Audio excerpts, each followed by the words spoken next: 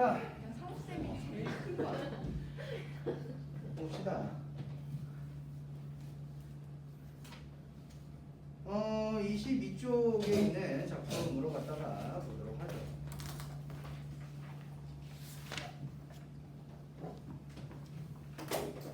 (22쪽에) 있는 작품이 빈여음이라는 작품인데,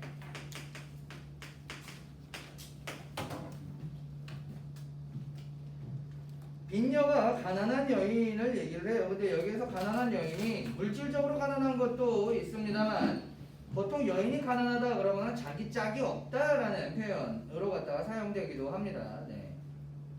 그래서 이 빈녀음이라고 하는 작품은 허난설원이 이제 그 결혼을 하기 전에, 사실 보통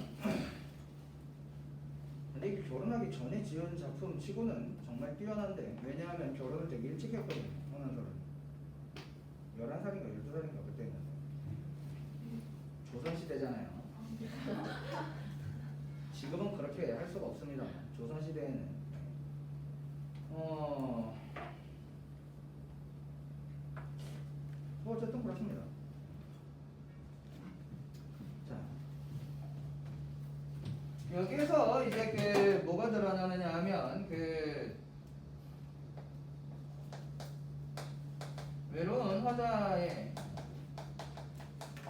심정이 드러나는 게 가장 크고요. 그 다음에 이제 그 자신의 외로움에 대해서 약간 토로를 하고 있는 느낌인데, A, B, C, D 이렇게 네 덩어리로 갖다가 보면 이제 외로운 화자의 심정, 뭐 혹은 삶의 애환, 이런 것들이 드러나고 있고요. 그 다음에 이제 그 뭐랄까, 약간 왜 이제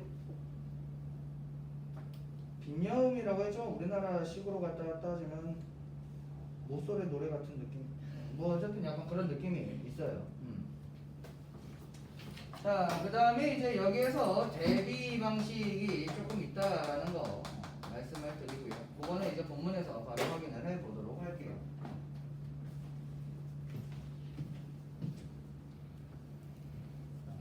적을게요. 많이는 없으니까 바로 작품으로 가도록 할게요. A, B, C, D 4개의 파트로 갖다가 나눠져 있는데, 그거 좀 보도록 할게요. 일단 뭐에 대해서 얘기하냐면, 일단 네, 모든 모쏠들이 그렇듯이 네, 생각이 비슷해요. 나 정도면 괜찮지 않냐. 자, 외모도 남에 비해 그리 빠지지 않고 괜찮은데? 라는 얘기죠.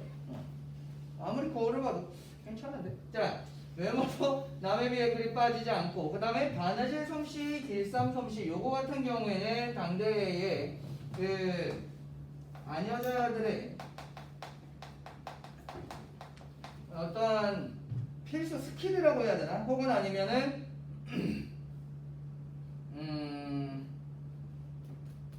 아씨 뭐라고 해야 되나? 필수 스킬이라고 쓸 수는 없잖아. 아녀자들의 필수 소양. 아이 좋아. 필수 소양입니다. 단어 순간에 생각이 안 났었어. 원래 그 뭐 지금이야 그렇지 않습니다만, 여권 시장이 많이 돼서 그렇지 않습니다만, 뭐 조선시대 때는 아녀자들은 말 그대로 그냥 집 안에만 있는 사람들이에요. 그래서 규방 안에만 있는 사람들이에요. 그래서 그들이 작품을 쓰면, 시를 쓰면 규방 가사가 되는 거고, 소설을 쓰면 규방 소설이 되는 거고 하는 식으로 규방 문학이 그때 있었는데, 그나마 문학을 그렇게 한 사람들은 배울 만큼 배운 사람들이고, 대부분의 아녀자들은 그냥 안에서 네, 이제 양육하고, 그 다음에 이제 뭐 바느질하고 뭐 그런 사람이에요. 자, 그래서 생각을 해보는 거야. 비주얼도 후지지 않고, 필수 소양도 있는데, 이게 화자가 생각하는 자신이 아직까지 혼자인 이유입니다.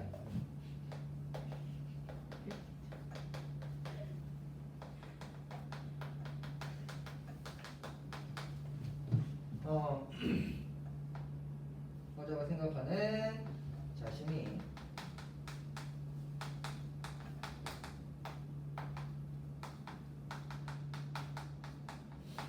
여전히 혼자인 이유. 그러니까 결혼을 하지 못한 이유에 대해서 얘기를 하는 거야. 이유가 뭐야? 가난해서입니다. 가난한 집안에 나다 보니까 어떠한 결과가 벌어졌냐면 좋은 중매자리가 나오지 않아. 그래서 여기에 약간 인과관계가 있습니다. 좋은 중매자리가 나오지 않으니까 내가 결혼을 못하는 거다 라고 얘기를 하고 있어요. 그래서 가난한 자신의 처지에 대한 어떤 한탄스러움 뭐 이런 것들을 얘기를 해요. 하지만 그 허난설원의 집이 그렇게 막 아주 가난한 집은 아니고. 자, 어쨌든 네, 그렇습니다. 뭔가 문제가 있죠. 자, 어쨌든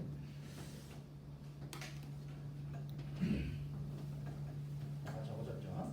자, 그 다음에 B로 넘어와서 춥고 굶주려도 겉으로는 내색하지 않고.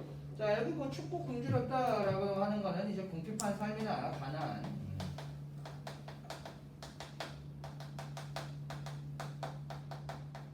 혹은 아니면 더 나아가서 생각을 해보면 춥고 굶주린 게 사랑에 굶주렸다라고 볼 수도 있어요. 그래서 외로움으로 갖다가 해석을 할 수도 있어요. 근데 겉으로는 내색하지 않은 거야. 뭐 못쏠 애들도 그런 애들 많죠. 네. 야, 뭐 남자 소개시켜줄까? 여자 소개시켜줄까? 혹은 아니면 뭐 소개팅 할래? 라든지 혹은 아니면 너 뭐 외롭지 않니? 라고 했을 때 난 괜찮아 라고 하는 애들이 많습니다. 보통 네, 약간의 딜레이가 있고 나서 난 뭐 괜찮아 라고 하는 애들은 네, 안 괜찮은 상황입니다. 네. 하루 종일 창가에서 배만 짠다네. 네. 일만 하는 거죠. 네. 그 모쏠 중에서는 일을 굉장히 열심히 하거나 일을 잘하는 사람들이 꽤 됩니다. 왜? 뭐 감정 노동을 할 일이 없었기 때문에, 그러니까 뭐 연애를 할 일이 없었기 때문에 다 일만 하고 다 공부만 해서 그래요. 네, 그렇다. 자, 이게 그 뭐냐면 외로움을 달래는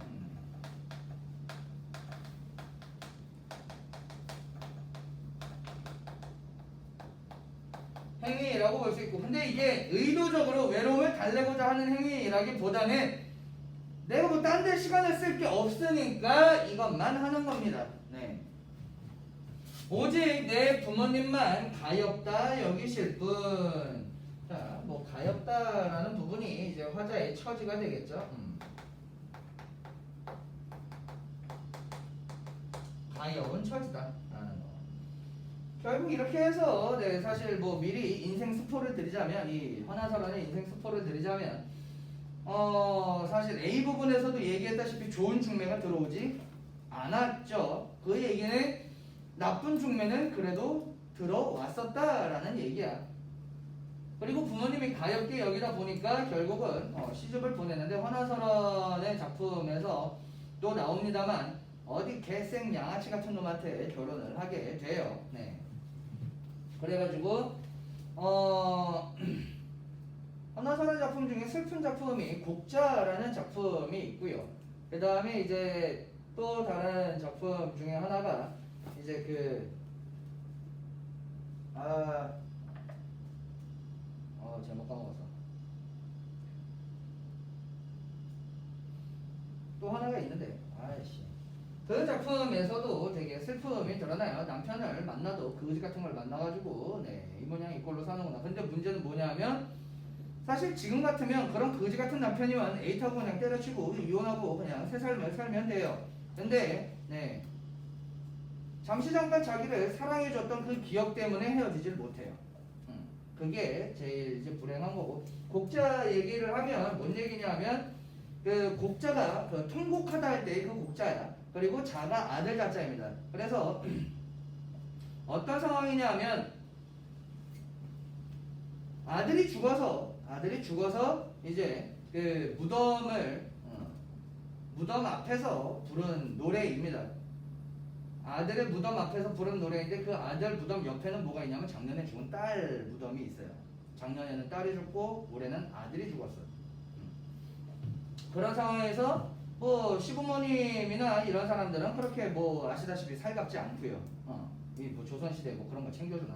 살갑지 않고 남편 새끼는 개생 양아치를 해가지고 네, 어디 나이트를 갔는지 어디 클럽을 갔는지 모르겠지만 집에 처 붙어있지를 않아요.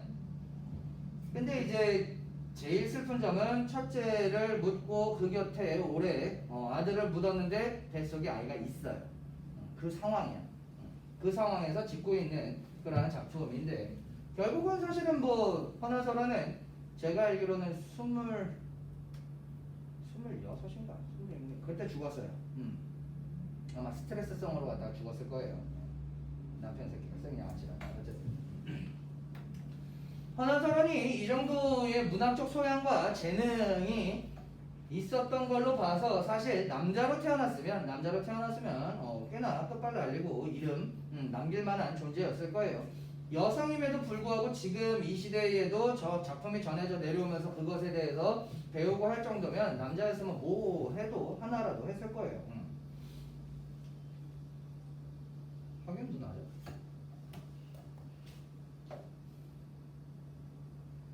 사실 이 헌안설원의 작품들도 허균이 이제 그 누이가 죽고 나서 그 유품 정리를 하다가 발견을 해서 지금까지 전해져 내려오는 거지. 그 시부모님들은 그 어찌되었든 자기네 집에 와서 뭐 제대로 남겨놓은 것이 없었기 때문에 그때 다 이제 그 유품들을 다 없애버리려고 했다라고 해요. 죽은 사람의 흔적은 없애는 게 그때 당시에는 어떻게 보면 관례 같은 거였으니까 뭐 태워서 없애버리려고 했는데 이제 동생이었던 허균이 이제 그것들을 수습을 해다가 남겼기 때문에 지금도 이런 작품들이 남아 있는 거죠. 자, 오직 내 부모님만 가엾다 여기실 분 그 어떤 이웃이 내 속을 알아주리요. 자, 내 부모는 가엾다 여기는데 어떤 이웃은 알아줄 리가 없다라고 하면서 요 둘이 이제 대비가 되고 있죠. 대비가 되고 알아주리오라고 하면서 알아줄 리가 없다라는 서리법을 사용을 해서 자신의 심정을 좀 더 강조하고 있어요. 자신의 슬픔, 안타까움, 한을 강조를 하고 있구나라는 걸 알 수가 있습니다. 자, 거의 줄이 똑같잖아. 자, 밤이 깊어도 배를 짜는 손 멈추지 않고 야간 근무하고 있어요. 왜? 밤에 할 일이 없기 때문이죠. 밤에 원래 배를 짜는 게 아니라 뭘 딴 걸 해야 되는데 그래서 그래요. 부부의 사랑이 있어야 되는 시간에 할 수 있는 게 없기 때문에 배를 짜고 있는 거예요. 배틀 소리만 삐걱 촬영하기 원해. 삐걱 음성상승 사용. 야.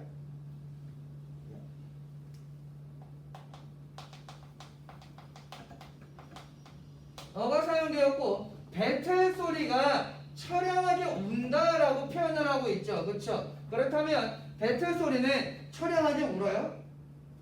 아니죠. 누구의 정서가 배틀 소리에 이입이 된 거죠? 그렇죠. 감정이 이입이 됐어.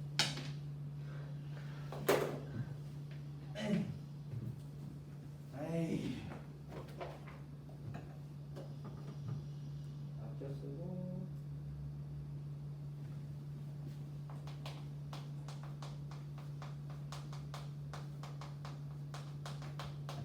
감정이입의 대상이 됩니다. 배틀의 짜여가는 더 빡치는 건 뭐냐면 이 옷감을 내가 열심히 짜서 내가 옷을 해 입으면 그나마 괜찮아. 이건 나를 위한 투자야, 나를 위한 시간이야 라고 하면서 할 수 있어. 남의 옷입니다. 그것도 결국에는 이 옷감이 누구에게 가느냐 하면 누군가의 그 결혼식에 사용이 돼요. 나는 결혼도 못하고 있는데 어떤 년은 결혼을 하고 약간 이런 느낌이라고 보시면 돼요.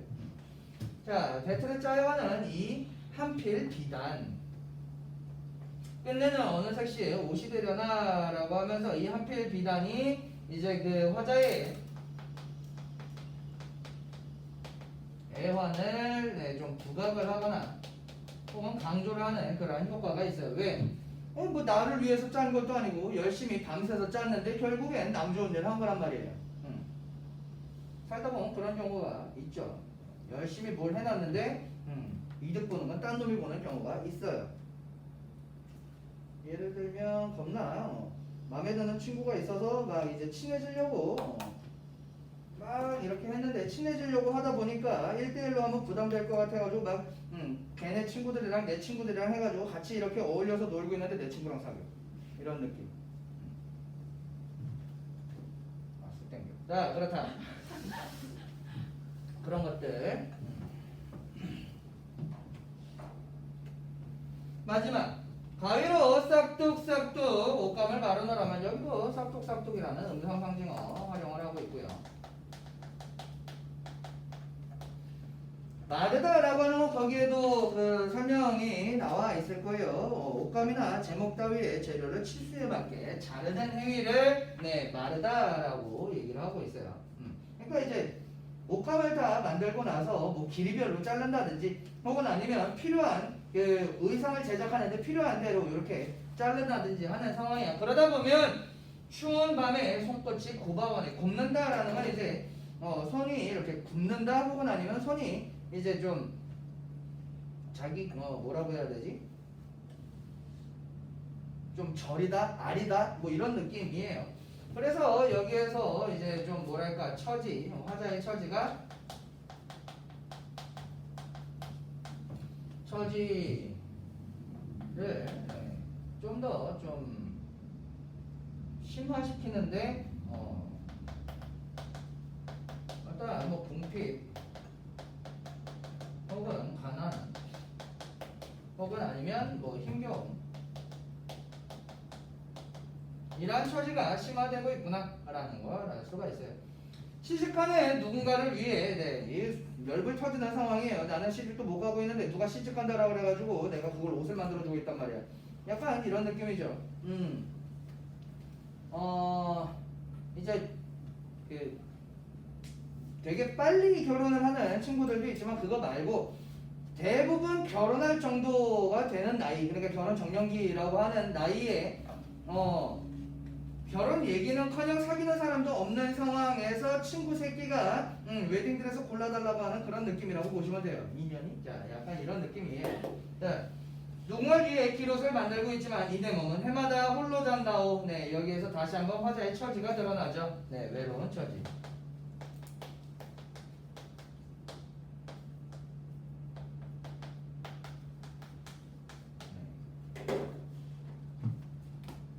난 맨날 혼자야 라는 얘기죠. 자, 보시면 1번 문제 갈게요. 시적 맥락을 고려하여 ABCD를 이해한 내용으로 적절하지 않은 것은 1번 기억이 가난한 집안 사정은 하루 종일 창가에서 배만 짜야 하는 구체적 상황으로 이어지고 있고 가난하기 때문에 그걸로라도 이제 뭐 용돈벌이 혹은 아니면 뭐 살림살이 해야 되는 거예요. 맞고 A의 좋은 중매 자리가 들어오지 않는 상황은 D의 해마다 홀로 자야 하는 외로운 처지. 그렇죠? 중매 자리가 좋은 게 안 들어오니까 결혼을 못 하는 거야. 맞고 B의 어떤 이웃도 알아주지 않는 인내 속은 철회하게 오는 배틀에 투영되어 있군. 그때 얘기 드렸어요. 감정이입의 대상. 오케이. C의 배틀에 짜여가는 이 한필 비단은 D의 옷감을 마르는 힘겨운 일상에 위안을 줍니까? 빡을 주죠. 빡친다 라는 얘기예요. 내가 못하러 이걸 만들고 있어. 난 결혼을 못하고 있는데 젠장할 건 약간 이런 느낌이에요. 남의 웨딩드레스를 내가 왜 5번 비롯을 만들고 있는 상황은 어느 섹시의 처지와 대비되어 서글픔을 심화시키고 있군. 어떤 년은 결혼하고 나는 약간 이런 느낌이라고 보시면 돼요. 결혼해서 좋겠다 싹둑싹 이러고 있는 상황인 거죠. 그렇다고 잘라버리진 않았을 거예요. 잘 잘랐을 거예요. 어쨌든 자, 다음 작품 보시면 23페이지에 있는 요 강호사시가 같은 경우에는 그 연시조의 형식으로 되어 있는데 사시가는 보통은 4가지의 시절을 가지고 언급을 하는 작품입니다. 1년을 4수로 나누면 기본적으로 뭐가 있죠? 그렇죠. 문과군요. 이과놈들만 있는 반에서 1년을 4수로 나누면 1, 4분기, 2, 4분기, 3, 4분기, 4, 4분기라고 누가 그랬는데 1, 4분기 2주라. 어쨌든 봄, 가을, 겨울부터 4수로 나눠집니다. 그래서 계절로 나눠지기도 하고요. 그 다음에 하루를 4수로 나누면 아침, 그 다음에 낮, 그 다음에 저녁, 밤, 뭐 이런 식으로 넷으로 나누기도 하고요. 인간의 삶을 넷으로 나누면 탄생, 성장, 성숙, 죽음, 뭐 이런 식으로 넷으로 나누기도 합니다. 이 4시간 형식은 왜 그런지는 몰라도 이 1년을 넷으로 나누는 그 계절의 익숙함 때문에 그랬는지 몰라도 어떠한 일정 범위의 시간을 넷으로 나누어서 표현하는 것을 드러낸 작품들이 많아요. 특히나 이 강호 4시간은 전형적인 계절을 기반으로 한 4시간입니다. 그래서 보시면 강호의 봄이더니 강호의 여름이더니 강호의 가을이더니 강호의 겨울이더니 라고 하면서 네 계절 동안의 강호, 그러니까 자연에서 사는 삶에 대해서 언급을 하고 있습니다. 네, 백수예요. 네, 자, 보죠. 일단 뭐부터 얘기를 할 거냐면 강호의 뿅이 드니 뿅이 뿅한다 라고 되어 있고요. 그 다음에 여기 부분 이렇게 비어 있고, 그 다음에 이 몸이 뭐뭐하옴도, 아이고 네모로 갈까요? 뭐뭐하옴도 역군은 이셨다. 지금 제가 밑줄 친 부분이 고정되어 있는 부분이에요. 미리 보여드리면 이런 식으로 되어 있어요. 네, 똑같다라는 얘기야.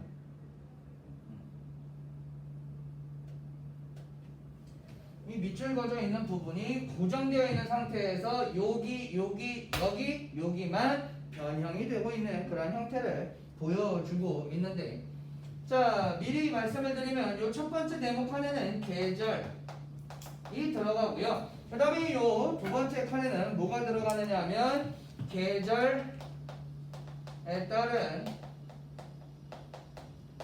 어떤 흥취라든지 혹은 아니면은 네, 감상 이런 것들이 들어가고요. 그 다음에 여기에는 그 계절 속에서의 어떤 삶의 모습, 각 계절에서의 삶의 모습이 드러나고, 그 다음에 마지막으로 요게 여기에서 이제 그 뭐라고 해야 되나?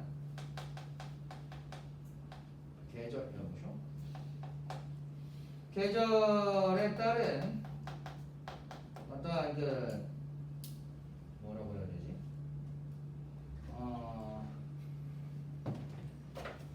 아이씨, 단어 또 까먹었어.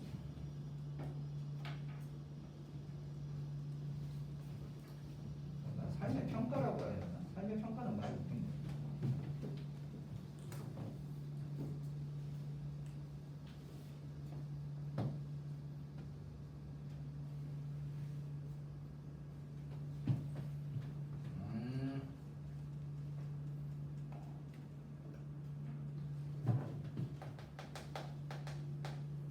계절에 따른 어떠한 삶의 유형도 없고요.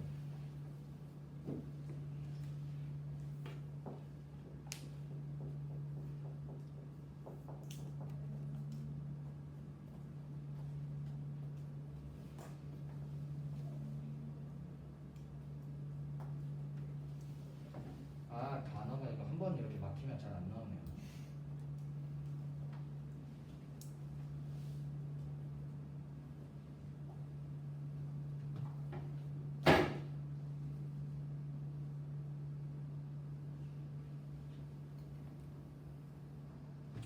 그냥 삶의 이미지라고 합시다.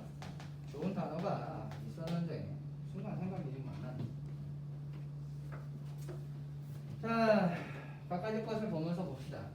일단 봄이 들었어요. 봄은 뭐와 연결되냐 하면 봄은 미친 흥과 연결이 돼요. 여기서 미친 흥이 실제로 미쳤다라는 얘기가 아니라 매우 흥겹다라는 얘기죠. 봄의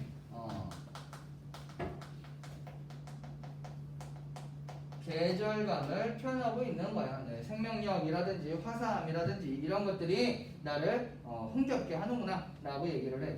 그래서 이 봄의 삶의 모습은 탕료개변의 금린어가 주로다 라고 얘기하는데, 이 탕료개변이라고 하는 것이 탁한 그 술, 막걸리죠. 어디에서 먹는 막걸리냐면 이제 물가에서 먹는 막걸리예요. 자, 그래서 이 탕료개변에서 드러나는 게 이제 소박한 삶과 그 다음에 이제 풍류적 태도와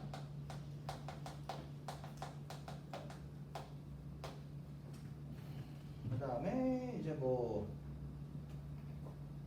얘기해야 되나?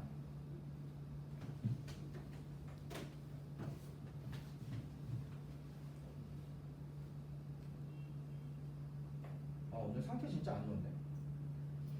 단어가 계속 막히네.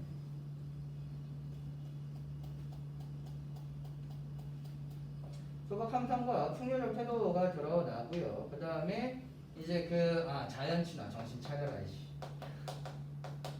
자연 친화죠. 예, 그런 모습이 드러납니다. 그 다음에 이 금리너는 쏘가리인데요. 그렇게 중요한 건 아니고요. 다만 쏘가리를 사용한 이유도 뭐냐면 굉장히 고급 안주는 아닙니다. 그냥 막 잡아서 먹을 수 있는 그런 녀석이에요. 이것도 소박한 삶을 드러냅니다. 이 삶의 모습을 통해서 뭔가 산해 진미에 32년 산 까고 막 이런 느낌이 아니죠. 그쵸? 그냥 막걸리에다가 그냥 쏘가리 좋다 이런 느낌이란 말이에요. 요 삶의 모습에서 드러나는 게 뭐냐면 이제 안빈 낙도의 삶 혹은 아니면 안분 지족의 삶이 드러나고 있구나라고 확인을 해주시면 되겠다라는 거. 그 다음에 이제 이 몸이 한가움도라고 하는데 이 한가움이라고 하는 게 뭘 드러내느냐 하면 이제 강호 한정이 드러난다라는 거죠. 자연에서 여유로운 혹은 자연에서 한가로운 삶을 즐기는 모습이 드러난다라고 확인을 해둘 수가 있겠네요. 자, 봄에는 굉장히 여유롭죠.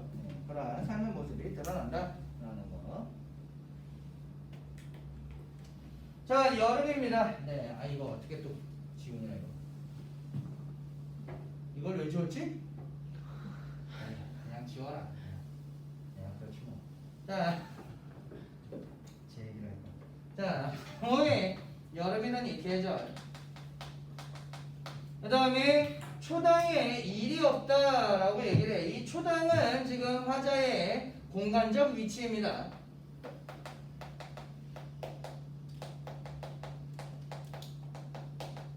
근데 제가 볼 때는 이거 사실은 뻥이에요. 맹사성은 뭐까지 했던 사람이냐면 영의정까지 했던 사람이에요. 뭐 뒷돈으로 갖다가 이렇게 받아먹거나 아니면 꽁실로 돈이 있지 않다 하더라도 나라 녹을 받아서 한 것만으로도 충분히 기와집에서 살 수 있는 사람이에요. 초당은 초가집입니다. 초가집에서 살 리가 없죠. 마치 이거는 전두환 전 대통령이 19만 원밖에 없다라고 얘기하는 그런 자료들. 초가집이고요. 이 초가집이 이제 누가 잡으러 오진 않겠지. 자, 어떠한 소박한 삶을 드러내는 소재입니다. 여기 이 작품 1수, 2수, 3수, 4수에서 공통적으로 찾아야 되는 것 중에 하나가 소박한 삶을 드러내는 소재들도 좀 찾아 놓을 필요가 있습니다. 그 다음에 일이 없대요. 이게 뭐 북한 애들처럼 일 없습니다. 그게 아니야. 진짜 일이 없는 거야. 네, 한가로움입니다. 한가로움.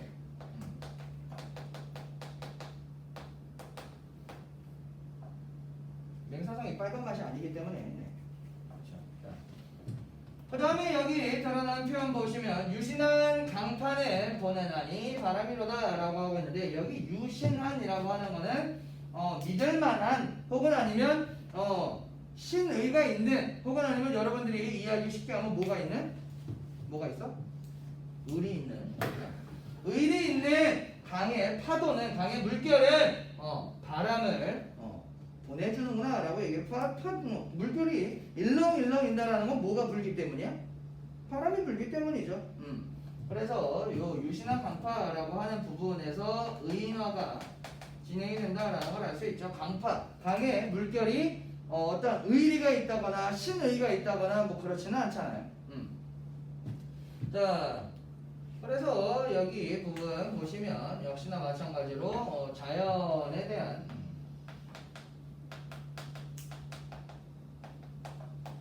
그러한 모습이 드러나고요. 이 몸이 서늘함도 역군은 이셨다라고 얘기를 해요. 아이씨, 아까 전에 1년에서 얘기를 했었어야 되는데, 자 어쨌든 그럼 뭐 여기에서 이어서 얘기하면 되죠. 자, 서늘하다라는 게 사실 요거 때문이죠. 바람이 불었기 때문인데 여기 이제 뭐 서늘하다 하니까 촉각적 심상. 그 다음에 이제 자연 친화적 삶의 만족감.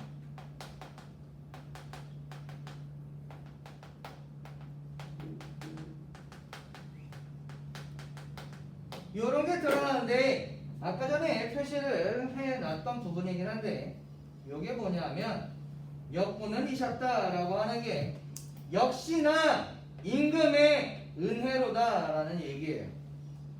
임금님이 뭐 에어컨 달아줬어요? 임금님이 바람 뭐 선풍기 불려준 게 아니잖아요. 근데도 네 역군은 이셨다라고 계속 마무리를 짓고 있는데 이게 원래 1순에서 설명했었어야 되는데 자, 이 역군은 이셨다라고 하는 것에서 유교적 가치관, 네.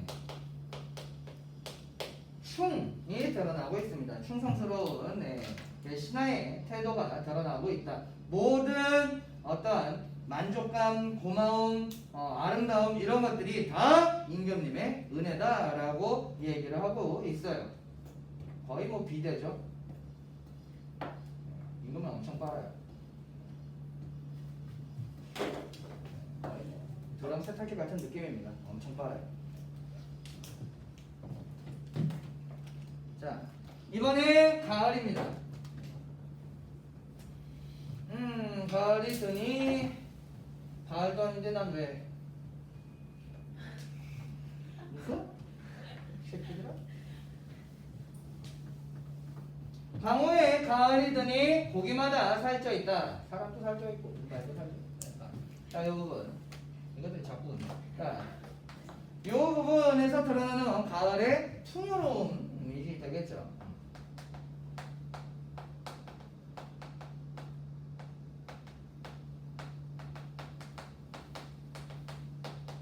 풍요로운 계절감이 드러나요. 가을은 추수의 계절이잖아요. 그렇죠? 그래서 고기마다 살쪄 있다라고 얘기를 하고 있네요. 자, 그래서 이제 화자는 뭘 하냐 하면 구체적 삶의 모습으로 소정의 이 소정은 조각배, 작은 배를 얘기해. 역시나 이 소정도 그렇다면 뭐의 소재야? 지금까지 하나씩 늘 껴져 있던 앞에서는 초당이 있었고 여름에는 봄에는 평류개변이 있었고 뭐의 소재야? 이 소정도? 아, 그렇지. 소박한 삶의 소재. 삶을 드러내는 소재입니다. 사실 맹사성 정도 됐으면 뭐 소정이 아니라 겁나 큰 배를 띄울 수 있었을 거예요. 그렇죠? 돈도 많은데. 근데 이제 작은 조각배에다가 그물을 실어가지고 재밌는 건 이겁니다. 흘리 띄워. 자, 이게 물론 저는 약간 삐뚤어진 해석을 하는 사람이기는 합니다만은 맹사성은 평생 그 벼슬을 하던 사람입니다. 낚시를 해본 적이 없을 거예요. 그래서 뭐 이제 물고기를 낚는 법을 잘 몰라. 근데 이제 어부들이 뭐 낚시도 하러 나가고 물고기도 잡으러 가고 그런 게 좀 보기 좋았나 봐. 저 재밌겠다. 라고 해가지고 그물을 실었는데 뭐 물고기들이 모이는 포인트를 아나 뭐 몰라. 그래서 흘리띄워라는 건 저기구나 하고 이렇게 던지는 게 아니라 해놓는 게 흘리띄워 놓는 거예요. 그냥 물 위에다가 던져 놓는 게 흘리띄워 놓는 겁니다. 그래서 이 흘리띄워 놓는 요 행위에서 한가로움이라든지 혹은 아니면 어떤 욕심이나 이익 추구가 드러나지 않는 그런 모습이야. 한가로움이라든지 욕심이나 이익 추구를 하지 않는 그런 모습입니다. 애초에 오늘 고기를 많이 잡아가지고 내가 뭘 하겠다 그런 게 없어요. 그냥 자연에서 여유롭게 즐기는 모습입니다. 어부들이 이렇게 하던데 해가지고 배 띄워놓고 아이 좋다 하고 있는 느낌이에요. 역시나 마찬가지로 방호 한정이 드러나고 있는 그런 부분입니다. 굉장히 여유롭죠. 네. 이게 다 노후가 대비가 돼 있어서 여유로운 겁니다. 네, 영의정 은퇴하고 퇴직금 많이 받았을 겁니다. 자, 어찌됐든. 자, 그래놓고선 얘기를 해. 이 몸이 소위라움도 이 소위를 한다라는 건 이렇게 소소한 일로 갖다가 시간을 보내는 것도 말 그대로 이제 뭐 취미생활 하는 것도 네, 다 누구의 덕분이다? 임금의 덕분이다 라고 얘기를 하고 있어요. 이건 약간 삐뚤어진 시각으로 보면 나를 은퇴시키지만 않았으면 더 일을 할 텐데 네가 날 잘라가지고 지금 내가 이딴 거나 자, 이거는 삐뚤어진 시각이에요. 이렇게 해석하면 안 돼. 자, 이 소위라움은 역시나 마찬가지로 자연 친화적 삶의 어떤 만족감을 드러내죠. 난 이렇게 사는 게 좋아. 이러고 있는 거죠. 하긴 뭐 아시다시피 예나 지금이나 정치판 들어온 거는 네, 똑같아요. 네, 분당 정치하고 엄청 그랬겠지. 사람들끼리 서로 편갈라서 싸우고 서로 비판을 하고 알력 다툼하고 그런 거를 몇십 년을 봐왔을 거 아니야. 그러다가 그런 것들이 없는 조용한 한적한 네, 자연에 와서 이러고 있는 게 되게 좋은 거야. 그럼에도 불구하고 뭐는 있지 않느냐 하면 임금에 대한 어떠한 유교적 가치관은 있지 않아. 이것도 다 임금님의 은혜입니다 라고 얘기를 해요. 이제 마지막 계절이죠. 겨울입니다. 강호에 겨울이 드니 눈 깊이 한자가 넘네 라고 했는데 한자가 아마 30.3cm 정도 될 거예요. 눈이 한 이만큼 왔다라는 얘기죠.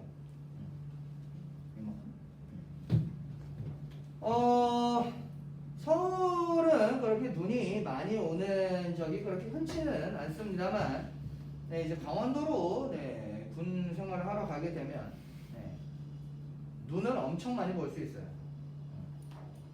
처음에 이제 그 되게 전국에서 이제 군 장병들이 입대를 하기 때문에 처음에 이제 군대에 있으면 대구나 부산이나 이쪽에서 살던 애들은 겨울에 눈 오면 되게 좋아해요.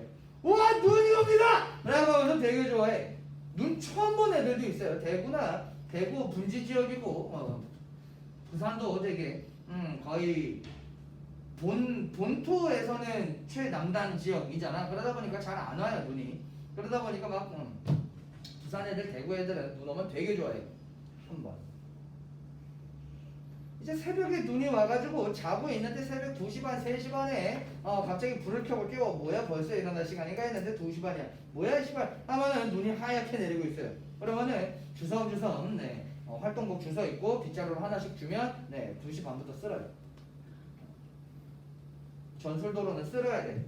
왜냐하면 그 전술도로 같은 경우에는 유사시 운영이 될 만한 그 도로 상태를 유지해야 되기 때문에 쓸어야 돼. 눈이 쌓여있는 상태면 안 돼. 그래가지고 막 쓸면서 그런 생각을 합니다. 아니 눈 오면은 서울이나 뭐 도시 같은 데서는 염화칼륨이나 그런 거 뿌리는데 왜 이걸 우리가 쓰고 있지? 네, 염화칼륨보다 네, 우리의 일당이 더 싸기 때문이에요. 그거는 여름에도 마찬가지야. 아니 풀이 매번 이렇게 길게 자라면 제초제를 뿌리면 되잖아. 제초제보다 우리 누룩값이 더 싸기 때문이에요. 군인은 사실 불쌍한 존재입니다. 그러니까 네, 좀뭐 군발이라고 놀린다거나 혹은 아니면 군인이라고 멸시한다거나 하지 말고 따뜻하게 품어주셔야 돼요. 네. 그리고 어쨌든 우리나라를 지켜주는 존재들이니까 고맙게 여겨야지 그거를 군발이 안 됩니다. 네. 제가 불쌍한 시간을 2년 동안 보내봐서 아는데 네, 그렇습니다. 제초제 값보다도 못해요. 사실은 염화칼륨 값보다도 못한 건 아니고 염화칼륨을 이렇게 뿌리는 그 제설 차량 운용비보다 못해요. 그래서 그런 거야. 제초제하고 그 다음에 이제 뭐 사실 제초제는 그렇다 치고 차라리 그러면은 이거라도 주면 좋은데 이렇게 윙 하고 자르는 거 있어요. 기름값이 안 나와서 그것도 기름으로 돌리는 거기 때문에 기름값이 안 나와서 다 낫을 하나씩 줍니다. 근데 되게 웃기는 게 풀만 베는 거면 낫으로 갖다 자를 수 있는데 가끔 가다가 좀 줄기가 굵은 나무는 되지 못했지만 나무로 향해 가는 수준의 잡목들이 있어요. 그거를 나서 갖다 잘라래. 최소한 도끼나 톱은 갖다 줘야지 나서를 이걸 어떻게 잘라냐 했는데 옆에서 그걸 이렇게 깎아가지고 또 자르고 있어. 시키면 다 해요.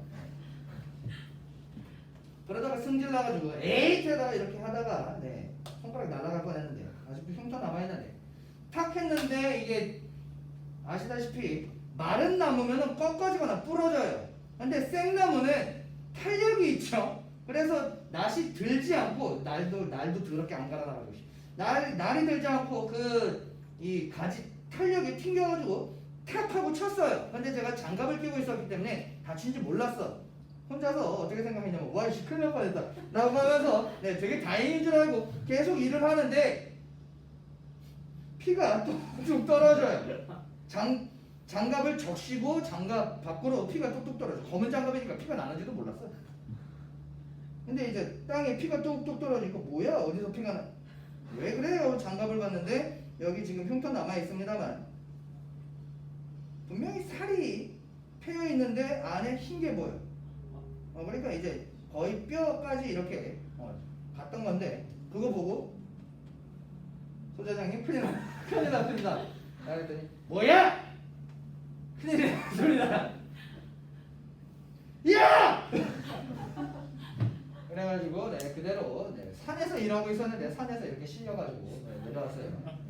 심장보다 높은 데로 손을 나가가지고 이러고 내려왔어요. 내려와가지고 그대로 국군병원 가가지고 사단병원이죠. 사단병원 가가지고 꿰매는데 그때도 또 짜증이 나는 게 그래도 인대나 뼈는 상하지 않았네요. 다행입니다. 라고 의사 선생님들은 되게 최악의 상황을 가정해서 그런지 몰라도 나는 아파 죽겠고 깜짝 놀랐는데 다행이래. 다행이래. 아유 그것도 되게 덤덤하게 말해. 아유 다행이네요. 이렇게 위로해주는 느낌이 아니라 그래도 다행입니다. 인대나 뼈가 상하지는 않았군요. 그러고 있는데 꿰매야겠어요. 당연히 꿰매야지. 그러고 있는데 죄송합니다. 마취제가 떨어졌어. 뭐라고 인마? 생살 꿰맸어요. 마취제도 없이 그냥 바늘로 갖다가 푹 해가지고 꿰매더라고. 근데 계속 물어봐. 괜찮죠? 아프지 않죠? 견딜만 하죠? 5번을 꼬맸는데 그거를 계속 물어봐. 5번 물어봐. 푹 괜찮죠? 아프지 않죠? 견딜 수 있죠? 할 수 있습니다. 다 됐어요. 그래.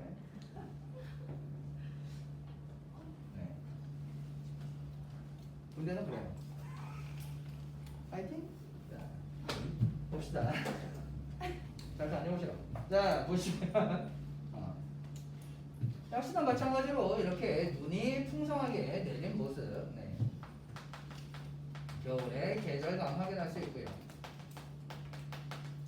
그 다음에 삿갓을 비껴 쓰고 누역으로 옷을 삼아 롱패딩을 입은 게 아니라 고작 누역을 입고 있죠. 뭐 히말라야 라든지 아니면은 부스 패딩 막 이런 거 입은 게 아니라 삿갓과 누역을 썼어. 이 삿갓하고 누역도 역시나 마찬가지로 소박한 삶을 드러내는 소재입니다. 그걸로 옷을 삼아서 입고 있는데 이건 진짜 오버예요. 아까 전에 여름과 똑같아요. 아니 임금님이 우리 집에 귀뚜라미 보일러라도 놔줬어요? 아니에요. 아무것도 해준 게 없어. 근데 이 몸이 춥지 아니한 것도 다 임금님의 은혜로다라고 얘기를 하고 있어요. 이게 너무한 거 아니냐고. 자 어찌됐든 요것도 이제 겨울에서의 어떠한 뭐랄까 안분 기족적 삶에 대해서 얘기하면서 그것도 다 임금님의 은혜입니다 라고 얘기를 하고 있어요. 이렇게 해서 마무리가 됐습니다. 이 작품 엮여있는 문제 한번 풀어보시고 다음 시간에 소설을 나가기는 하겠지만 시가 부분에서 몇 부분 남은 거 이제 전달해야 될 이런 부분을 좀 더 전달을 하고 소설도 진행을 하도록 할게요.